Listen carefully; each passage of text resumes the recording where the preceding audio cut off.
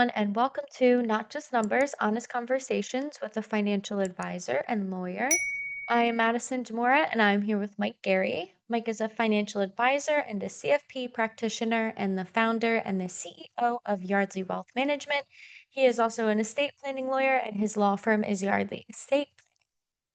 Today, we're diving into a really important topic that could cost families millions of dollars if they're not careful: estate tax mistakes. Recently, an article from the Wall Street Journal highlighted the case of Billy Rowland, whose family ended up paying 1.5 million in extra estate taxes because of errors in the estate planning process. With me is Mike to help us break this down. Mike, thanks for joining. Maddie, glad to be here. This is definitely an important story with lessons for many families. So let's start with the basics. The article mentions that the US tax code can be pretty generous when it comes to passing down money tax free. Can you explain how that works for married couples? Absolutely. Each person has what's called an estate tax exclusion, basically the amount you can pass on tax free. So you could pass anything to your spouse tax free, and your spouse could pass anything to you tax free. But then when it goes to the next generation, you could pass, right now it's $13.9 million per person, and it's going to 15 million in 2026. For married couples, that means potentially sheltering close to $30 million from estate taxes. But the catch is you only get the full benefit if you follow the IRS rules carefully. And that's where the Rowland family ran into trouble. Right. The article said they lost out on using the wife's unused exclusion amount. What exactly went wrong? Yeah, it came down to something called portability. That was added to the tax code a few years ago. And that's when the surviving spouse can use any unused estate tax exclusion from the first spouse to die. But to do that, the executor has to file an estate tax return after the first spouse's death, even if no taxes are owed at that time. In the Rowland case, the return wasn't filled out properly, and years later, when the IRS audited it, it was too late to fix, and the mistake cost the family $1.5 million in extra taxes. Wow. So filing correctly really matters. The article even said the tax court sided with the IRS. Is that a common mistake you see? Yeah, so it's a common mistake, and there aren't ramifications, right? Because people think, oh, well, the state tax, the state exemption's so high, I don't need to do anything. But it's only that high if you elect portability when the first one dies. And so a lot of families think, oh, our estate isn't big enough, so we don't need to worry. But estates can grow, through investments, inheritances, even something unexpected like a business sale. If you don't file that portability election when the first spouse passes, you can lose out on millions in tax protection later. It's really, truly a trap for the unwary.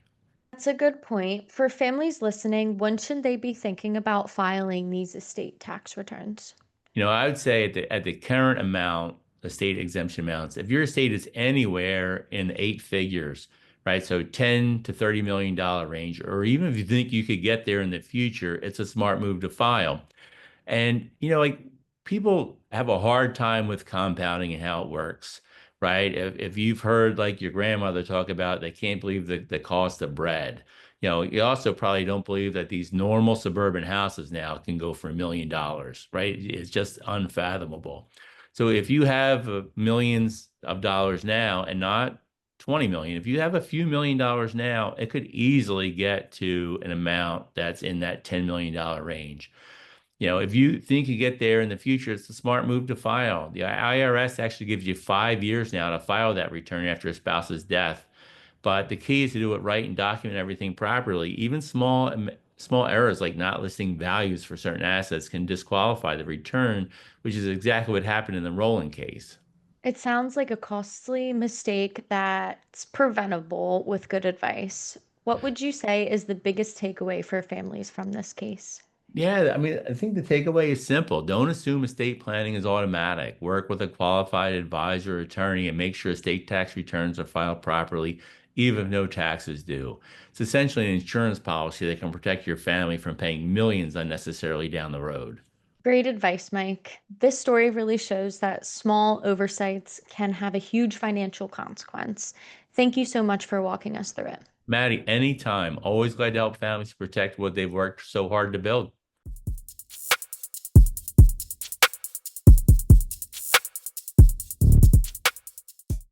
Today, on Not Just Numbers, we're tackling a big question for parents.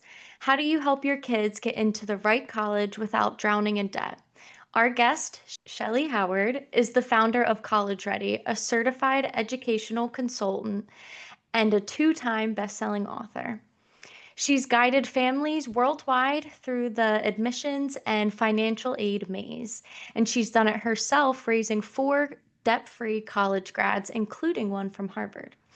We'll talk about the myths high income families believe about financial aid, how to measure the return on a college investment, and what it really takes for a student to stand out in applications. Shellee, welcome to the show. Thank you both so much for having me. I look forward to helping your families navigate this very complex but stressful process. Yeah, it really is a complex, stressful process. And I feel like sometimes I feel bad for the kids and the parents that it should be a great thing, like somebody going to be like choosing a college and like maybe a career. And meanwhile, it's just so stressful, like where to go and how much is it going to cost, and not knowing what it'll cost until you get real close in time. I feel fortunate that my kids are out of school and fortunately debt free. So I just had to interject that there because, yeah, it should be just a great thing. And instead, it's stressful and it can be so hard. And I wish it wasn't. And so maybe Shellee will teach families how to make it less stressful and more enjoyable. That is my goal. I would love to give you everything I can in the short time we have together. Amazing. All right, well, we will get into the first question. Shellee, you've raised four college graduates, all debt-free, including one from Harvard. Can you take us back to the moment you realized you had a strategy that other families could use? What a great question. So, I can honestly give you like a moment in time when it all came to me like a big light. I was sitting at my son, my firstborn's high school graduation, and I was a proud mom, like every other parent, like, this is so great, like celebrating. And I was sitting next to a young man. And when my son got up to give the salutatorian speech, he looked at me and he goes, "Dude, I didn't even know that kid was smart." And he was talking about my son. And I was like, "What?" He goes, "Did you know he's going to Harvard?" And I'm like, "Yeah, kind of knew that." He didn't know I was his mom. So he's having this conversation with me as if I'm just a total stranger and he's just talking. And I was like fascinated. I'm like, "Well, yeah, he takes the hard classes." And he goes, "Yeah, but he also plays soccer." And I'm like, "Yeah, but he does student government." And he's like, "Yeah, but he sits at lunch with us and he's just normal." And I had this epiphany of like, wait a minute, what people think and what is the reality sometimes don't go hand in hand. And it really was that moment of clarity when, of course, I was proud. And of course, my kids are my kids. But I've been doing this now for 18 years, helping other people's kids do this. And I'm just as proud. I'm still the person in the front row going, "Yes, I'm so proud of you." And I really believe it came to reality after my son crossed the stage at Harvard. It again was another moment of like, check the box, like, I'm a good parent, I did okay. But it was more than that because when my son crossed the stage and he said, "Mom, we did it." And it wasn't I did it, it wasn't you did it was we did it. And that hit me really hard because it really was about allowing a 17-year-old not to have to do this on their own. He had no clue where to start, not a clue. And nor did I until I went back to school and I got my master's degree. And I went back to school and I became an independent certified college consultant. Went back to school and became a financial strategist. I am not a financial advisor. I do not sell a financial product. I strictly know the FAFSA. So if you want to know anything about the FAFSA and the CSS profile as it relates to colleges, that is my secret power. And that is when I realized parents just don't know the rules of the game. So that's when it really hit me, is all of those different points in time where I could have taken it as, huh, that's interesting. I really took it as, wow, that was a true check the box moment that this could work for anybody. Oh, that's great. That's great. Knowing the FAFSA is a superpower is that's pretty cool. That's something. Because the first time I went through the FAFSA, I am a lawyer and a financial advisor, and I know financial things pretty well. And the first time I went through that, I was like, you have to be kidding. Like, it was so hard for me to go through it. I couldn't imagine people who were not financially or legally aware. And a lot of people aren't. Like, they have other specialties, other things they're good at. Not everybody can do everything. So yeah, it's mind-boggling. So it's great that there are experts at it, and that's a pretty cool superpower to have. It is when Um, I'm trying to help families graduate without debt. It really plays in hand. And then I send them to the right financial advisors who could help them navigate their own personal journey. Mine is just about knowledge, right? What you don't know will cost you. That's the FAFSA. Right. Many high-income families assume financial aid isn't for them. What common myths do you see, and how can parents make sure they're not leaving money on the table? Well, number one, complete the FAFSA. I don't care if you're a multimillionaire or if you're a need-based student. If you want any kind of support, any kind of scholarship, complete the FAFSA.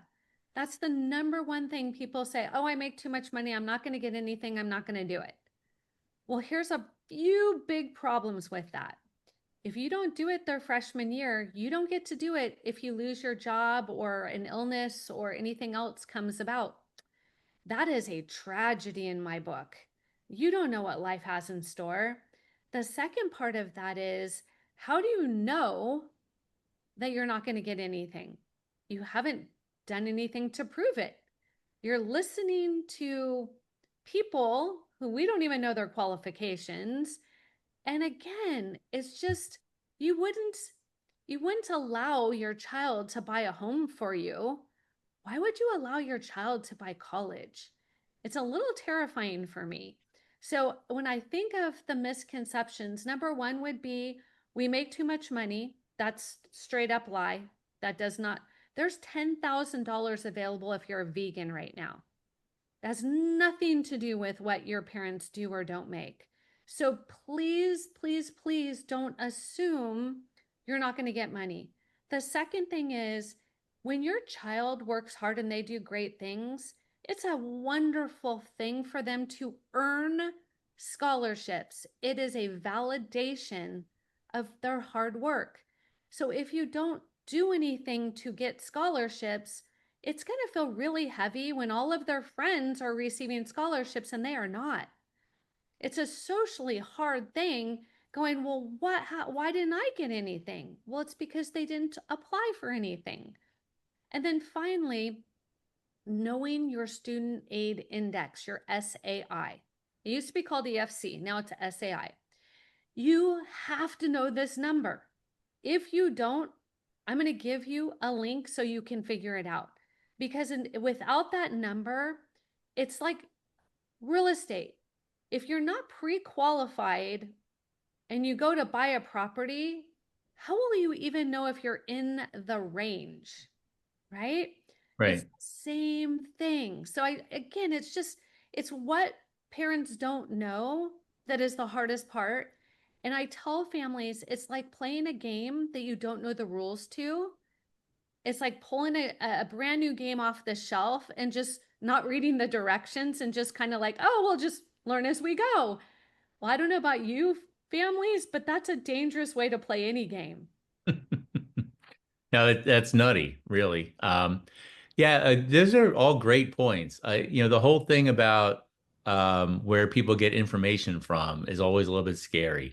So since I have three daughters and they all went to school, we when I would go to financial advisor conferences, anytime there was a college person there, I would go to it. I read a couple books, and so I felt pretty well prepared compared to most. But I'd say you sit at a table or you're watching a field hockey or lacrosse game with other parents, and it's mind-boggling the stuff that they pass, and people who don't know might just think that that's the thing. And it's a great point about if you don't do fast for the first year and then something happens, you have some tragedy, that really compounds the tragedy, right? Like it's not bad enough that you lost your job, but because you didn't take the time to fill out the form initially, you're not going to get the benefit of like some help when you have that tragedy. It's really, really great points.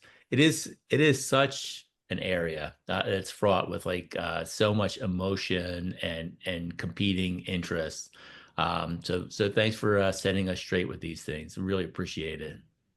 Yeah, my pleasure. When families really start planning for college, what's the single most important step if they already feel behind? Yeah, no matter where you're at in this process, parents are going to feel behind. I just want to like put that on the table. I have people who call me when they just learn they're pregnant and they're like, "How do I do this?" And I'm like, "Okay, take a deep breath. We're going to be okay."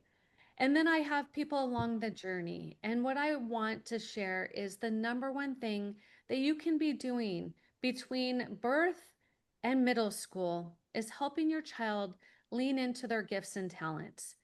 Help them to really see, what am I good at? Who am I? Because when they hit middle school and we start asking them to take challenging classes, ooh, well, you shouldn't take them in all subjects, but you should take them in those that you're pretty darn good at. Then we get into the high school years. And some parents, well, a lot still say, "Well, I didn't even start this process till I was the end of my junior year. I think you guys are ridiculous. I think you're starting too early. And I don't want to stress out my kid." What actually ends up happening is quite the opposite. The child is feeling super, super stressed out because their friends are talking about, "Well, yeah, I want to be this, or I want to do this, or I've gone to this summer program, or I've been here." And they're now starting to feel like, "Oh my gosh, I'm falling way behind." Not, "I know what I'm doing and I'm proactive." Then all the parents start hearing all of the buzz on social media. College, my kid had a perfect test score and a perfect GPA and they still didn't get in. And then you hear people saying, "Well, mine got in and they didn't get a dime."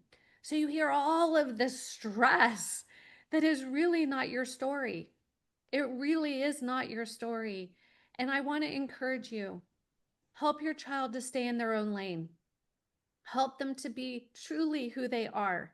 Help them to lean into their gifts, their talents, and their advocacy. Help them to really think about, what do I want for my future?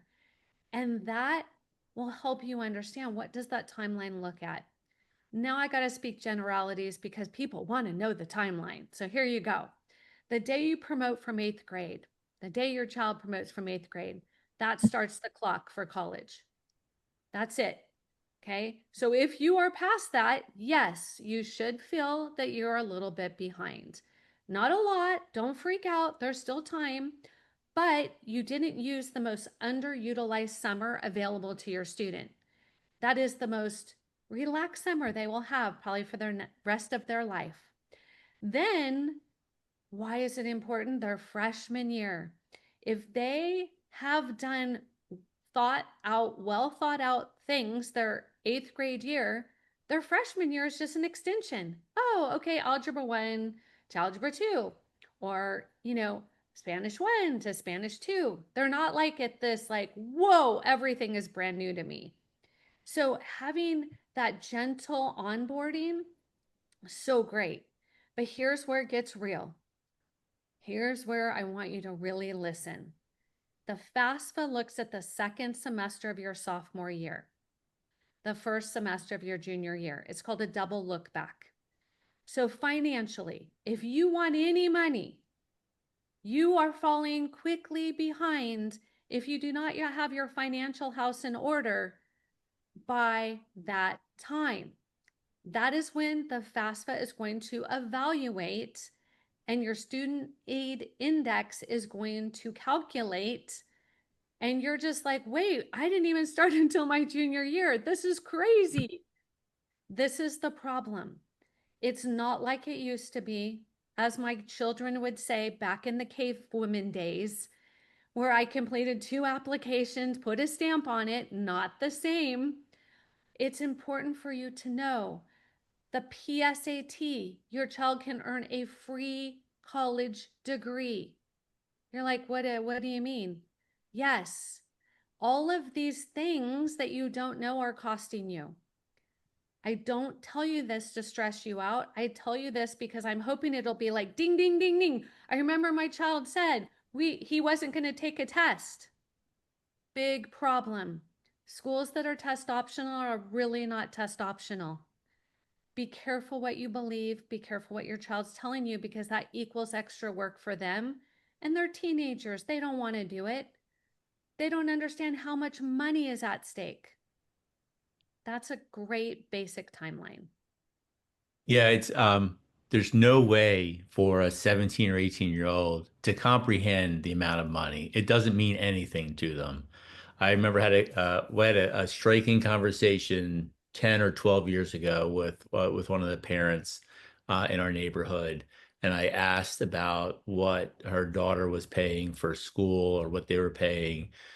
And it was clear that she really didn't know. And I was just like, oh my, if this 40 something doesn't know, the 18-year-old has no concept of what this is going to cost. And, I just, after that, I broke things down with my kids in like really dollars and cents. And then what does that mean in 5 years in the future? Like if, I gave my youngest really wanted to go to a different school than where she went to. And I told her like, I didn't necessarily understand the value of that, and other employers around here wouldn't either. But if she really wanted to go there, she could go there. And I told her like it would be an extra $125,000. And at the time, that would have been $1,250 a month in loans for 10 years. And what she was going to earn, I'm like, so best case scenario, you get like the job you want to get. You're going to live here, not be able to save anything, and not be able to buy clothes or go out. Um, but yeah, if that's what you want to do, like really make sure it's worth it. And then she went to a different school, and she bleeds blue and white. Like it was the right choice for her. But because I have a little bit of understanding of some of these things, and other like financial things more, and saw what parents were not telling their kids, like yeah, they can't understand. Like you have to explain it to them and help them and guide them. So thanks for spelling that out like that. Like, yeah, you have to. Yeah. It's a hard conversation, parents. It's not an easy one, but it's a gift. It is a true gift. So they get to make choices. And I should also mention, students cannot take out their own student loans without a cosigner. Even if that child passes away, you own it. I hate to bring up the ugly, ugly side of it, but I want you to think this is not just an easy thing to just kind of like push aside. This Right. is going to affect them. And then if they marry somebody with debt, now they're double debted. That is not what we want our children to do as they enter into their livelihood. So I just think it's important that we have these conversations. If you don't want to have them, I love having them with your children. Right. My honor to have fun conversations about the reality. Yeah, I was just thinking, what a great thing that is. Like, I hadn't thought about that in terms of like, having a consultant. Like, you can be the bad or good cop, and Yeah. or may probably both. But you have probably can better explain, and you don't have the parent-child drama. There's no baggage there. You're just some other person, and that probably is really helpful in a lot of situations. Oh, it's amazing because they'll tell me, they know all I want to do is help them. My only skin in the game is I want them to have their dream. And so they'll tell me things, and the parents like, I told you that. And they're like, yeah, but she knows what she's talking about. And I have no, like, there's nothing they can say that shocks me. I've heard Right. it all, and I just kind of roll with it. And I'm like, very interesting point. We should probably consider this. And financial literacy rears its head every single time. High schools do not teach this, parents. Nope. Nothing about this subject that high schools are going to talk about because they don't know how much your family makes. And honestly, they don't care. Right. I care. This is my mission in life, is to help you navigate this so your child can launch without the burden of debt. You teach families to view college as an investment. What does it mean to measure the return on that investment, and how can parents apply that lens when comparing schools? So I speak of college as a business, and I think it's really important for families to have this little mindset shift. Michael, if you own a business and I come to you, I'm student A, and I say, Michael, I really want to work for you. You have exactly the career I want. You're like, wonderful. Can I have your resume, your CV? And they're like, oh, yeah, I don't really have one of those. I spend most of my time at the beach or on gaming, but I really want to work for you. Can you please give me my first shot? And you're like, you seem like a great kid. I'm going to start you a minimum wage with a 30-day probation. You want to try that? And they're like, that would be great. Child B comes to you and says, Michael, I really want to work for you.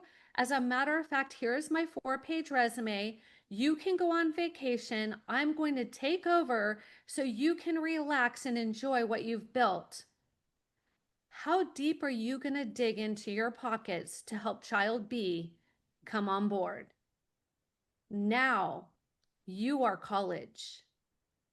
And you're Right. like, child A, what have you done to prove that you are going to make my school amazing when you get here?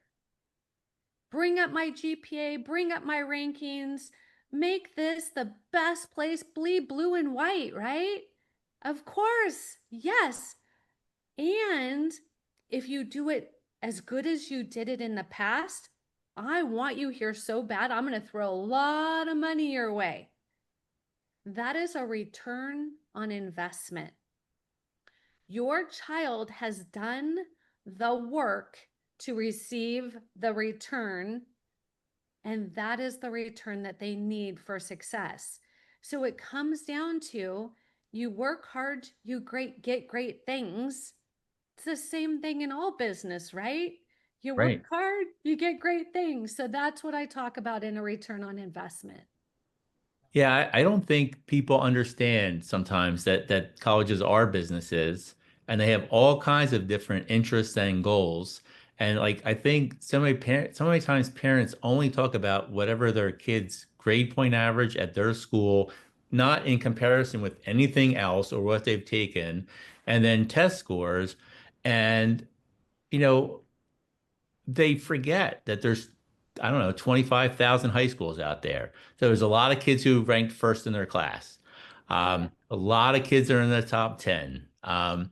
And I don't think they realize, right, that but so that the college has a band and they have a theater program.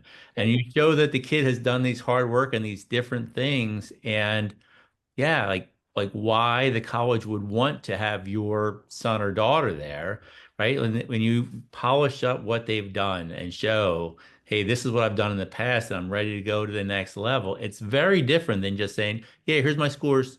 Like, yeah, it's shocking sometimes.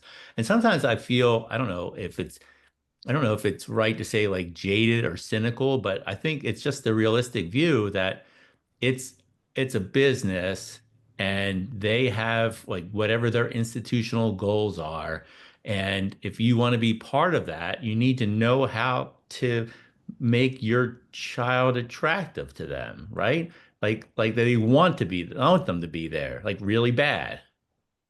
I can give you a great example. So I talk to teenagers every day. They often tell me, I did this and this and this and this and this. And I said, oh, tell me about National Honor Society. Almost every smart student of mine is part of that group. At some schools, it's a pizza party. At other schools, it is a really competitive endeavor.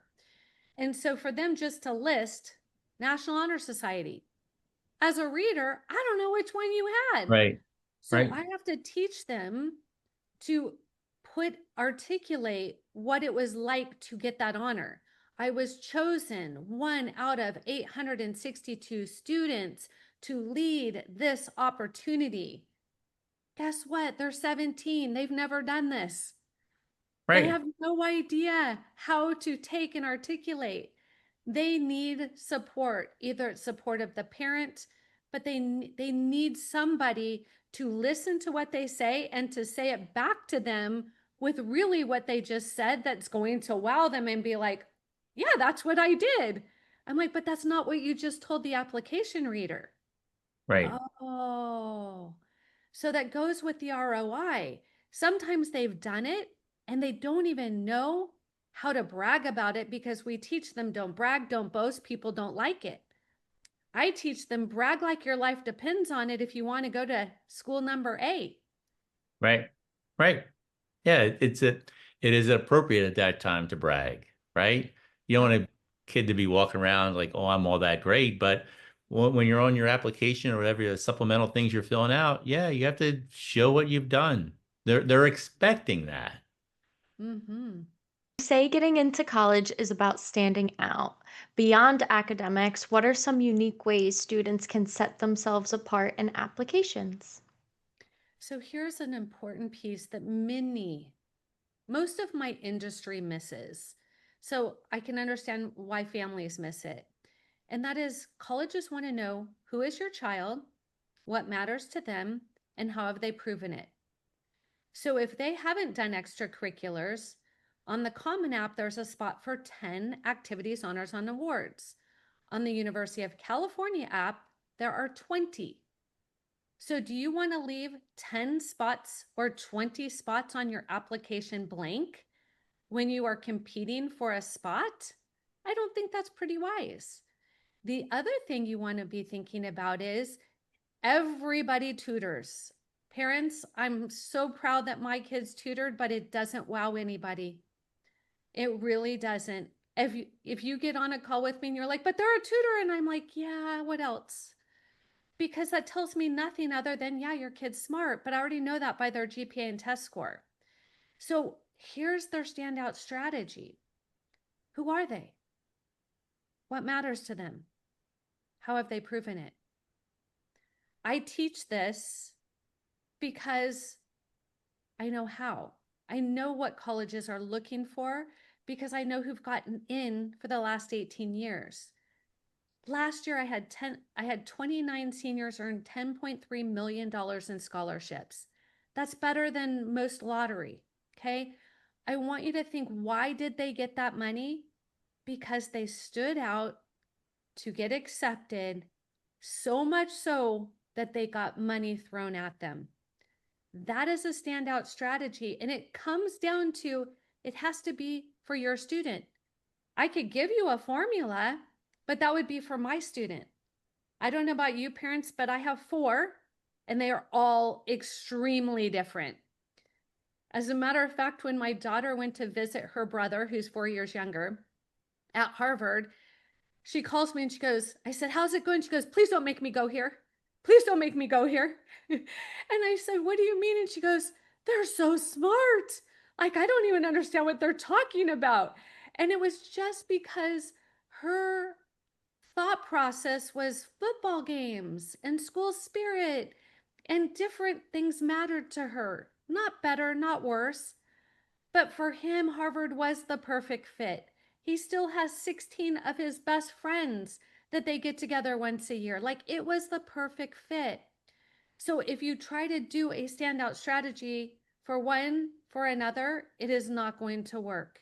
It needs to be for that individual child. Right. Right. Like each college, individual college, right? Like there are differences and people like different things, are interested in different things, are good at different things, right? Mhm. It's great. I was thinking, well, if your daughter's 4 years younger, even if she was like, it would. if she was in eighth grade or ninth grade visiting freshman or whatever, it would be hard to understand, I would think, what college kids are talking about. And when you're not oriented that way, in addition to that, like, yeah, it's a different language, right? Yeah. She's Totally like, get that. where they eat was like where Hogwarts was filmed. She ended up getting a full ride to the University of Alabama, which was such a great fit Perfect. Roll because Tide, she right? Awesome. wanted to roll tide. She joined the #1 sorority program in the world. It was a beautiful fit, and she's a registered nurse without debt. She had the same beautiful experience as her brother, but in such a different way. I Excellent. love that. Awesome. All right, Shellee, can you share an example where a student's personal story made the difference, not just in acceptance, but in scholarship offers? Wow, there's a lot of those. There's a lot of that. That goes down to the standout strategy. I would say every one of my students has a story. My gift is to help them to put together, right, how to market themselves. So if I had to think of one student, one comes to mind. Mom came to me and she said, "My son's had a pretty normal life. No tragedy. It's been pretty easy. Our family's pretty normal. We're still married. Like, I don't know how he's going to compete. He doesn't have a story." Like, that was her biggest problem, is she was frustrated because she did such a great job of kind of creating this beautiful bubble where he didn't make mistakes and he didn't have issues, and he didn't have to worry about money. They were happy to write a check for the child to get in to where he wanted to go. But the thing was, is he really wanted to be an astronaut. And there's nobody in their family that had ever gone down that path. And so they're like, how do we help him have this opportunity to be an astronaut when we don't even really have anything that he can talk about? And I said, then we need to create it. Because what the day a student starts in my program, I show them, here are the essays you're going to be writing your senior year. Basically, I'm saying, here's the answer to the test. So if we can't go answer those essays now, we have this span of time to create that story. And so that's what we did. It was a beautiful way for that child to own their own story, to own the opportunities for them to stand out, to them to lean into, well, why do you want to be an astronaut? That's kind of a cool thing, but why you? And he had evidence and evidence and evidence, and it was so powerful. That young man, when we prepared for his interview, his dream school was Brown. When we prepared for that interview, I would have hired him. I would have brought him on and I would have thrown every opportunity at him. And that's exactly what Brown did. There was no doubt in my mind that that school was the perfect fit for that young man and that he knew who he was, what he wanted to do, and his proof was astounding. It was a really cool experience to go with that young man over that span of time. That's a great story. I love that. And And it's funny to I, think that mom feels bad because she's created this like perfect bubble for the child. I'm like, that is that too. really a bad thing? You know, when they're competing against people who have really hard stories, these parents do feel like a little bit, how is my kid going to compete with somebody who lost both parents and grew up in the foster care system? Sure. I wouldn't wish that on anybody, but Right. I understand their concern is, yeah, they've had a tough life. They've had to persevere, right? And she was very concerned by this. And she's not alone. I have lots of parents who are like, Sure. I've done a great job raising a child who hasn't had to worry about much. They still have beautiful stories. And that's what I want to encourage listeners to lean into. Excellent. Awesome. If you could leave parents with one mindset shift about paying for college, what would it be? Wow, just one? That's a hard one. Okay. One mindset shift, that sometimes students need a college degree to get to where they want to go. My son wanted to be a doctor. There was no other option. My daughter wanted to be a nurse. No other option. If your child wants to be an entrepreneur, like my fourth child, there was an option. And that's when we had to really lean in and think, what are all of her options? She ended up going to the Czech Republic of Prague, a university called AAU, which gives her a dual US and European degree in 3 years for $27,000 total, where she got to tour all of Europe on the weekends. Not a bad deal for somebody who wants to be an entrepreneur. So No. it's all about strategy to create the return on investment. Does it make sense for somebody who wants to be a botanist to go to NYU and pay $100,000 a year to live in New York? These are the things I like families to sit down and talk to me about, because I can help really navigate that for them and help the child know maybe they can open up mini nurseries and be a business major. Maybe they should do environmentalism because really they don't like to touch dirt. They want to save the environment. These are the things that the conversations need to be in order to have a debt-free degree. Yeah. Conversations with your teenagers seems like a good thing. You get them to talk back. Time well spent, I think. For sure. All right, Shellee, where can our listeners learn more about you and College Ready? I'm happy to help. So, for your listeners, I am offering 30-minute discovery call where I sit down with the student and the child and we map out what is it that they want, who are they, what matters to them. And yes, I can get it done in 30 minutes. It's pretty powerful. To do that, just go to collegereadyplan.info and sign up, spend time. This is why I do what I do. The second thing is, if your child's having a hard time figuring out who they are and what matters, I have a great opportunity. I run a nonprofit called empowereducation.world, where I lead students every week to figure out who they are and what matters at zero cost to you. It is my gift. It is my service to my community. Go to empowereducation.world and let me help your child navigate that process. And then if you're like, hey, I just want to do this myself, I just want resources. If you go to Amazon and you type in Shellee Howard, I have 2 best-selling books that are on sale for your listeners for 99 cents because I never want this to be out of reach of anybody. Well, that's so nice. Wow. Thank you so much for the time today. It's my pleasure. If you need anything at all, feel free to reach out. For more information on Yardley Wealth Management or Yardley Estate Planning, you can visit our websites at yardleywealth.net and yardleyestate.net. You can also follow us on socials at Yardley Wealth Management. Don't forget to subscribe to our YouTube channel. This podcast has been produced by Madison Demora and Mike Gary with technical and artistic help from Poe Productions.